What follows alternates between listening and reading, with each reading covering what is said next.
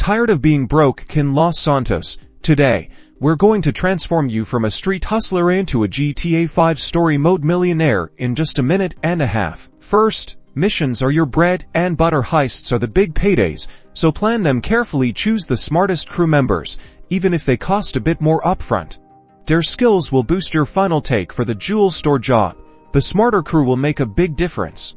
Next, master the stock market before Lester's assassination missions.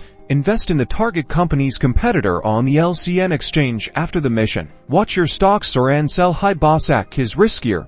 It can offer huge returns based on player actions, so keep an eye on trends and news. Invest in properties to generate passive income. Some businesses, like the Los Santos Golf Club, offer substantial weekly profits, but remember, initial investment matters, so save up for the big ones.